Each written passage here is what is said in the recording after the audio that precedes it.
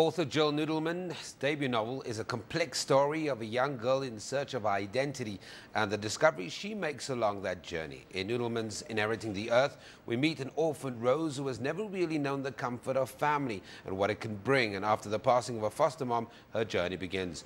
Author of Inheriting the Earth, Jill Nudelman, joins me in studio. Jill, welcome to Weekend Live. Thank you. Hello. I tried to give as little away in the intro, just for the benefit of our viewers. Give us a synopsis of what your book's about. Well, as you've said already, it's about orphan Rose who finds herself all alone in the world after her foster mother has died. And she's given a box of clues that point her to her genetic ancestry, her biological parents. And the clues also point her to the Drakensberg. So she goes on a journey to the Drakensberg to try and find her parents. But along the way, she also discovers something about herself.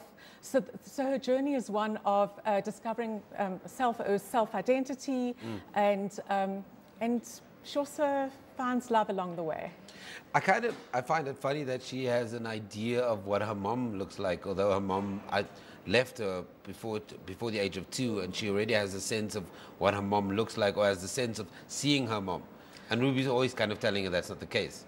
Well, in the box, she's been given a photograph of her mother, so she has an idea of her mother, who I describe as this blonde babe with quite busties, and which is not what a Rose looks like herself. For sure.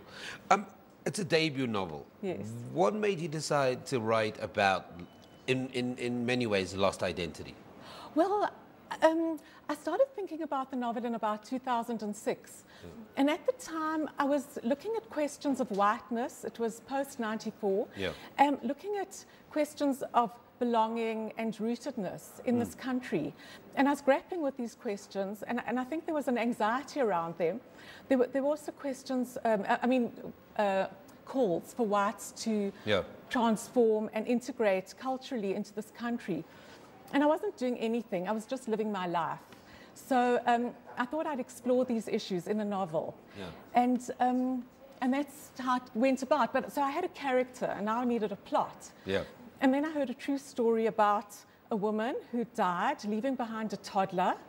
And she'd left no information as to the identity of her relations, no clues as to the identity of the child's father. So the child was left with nowhere to go. And the mother's employers adopted this child. So I was thinking, for her, these questions of identity and origins were even more pronounced. So I put the two together, and I came up with the story. So how daunting was that as a task? I mean, because this idea started formulating in 2006. So you hear the story, you have to do research, you're sitting with all the information. So how difficult is it actually to write your first novel? It's very difficult. People ask me that question. I say there's an agony and an ecstasy about it. But also I registered for an MA in creative writing at Wits. So I was forced to come up with some work every few weeks. And I think that spurred me along. But often I thought, where does Rose go from here? Because I hadn't planned it initially. I didn't have a good plan in my head. And sometimes I thought Rose may have died, but she didn't. I resurrected her, and I carried on with the story. Now, obviously, we're not forgetting it's a piece of fiction. I mean, but there's actual research that went into the way you describe Rose's journey. Kind of just, how's that research process, though, for a young writer? For a new writer, I should say, as well.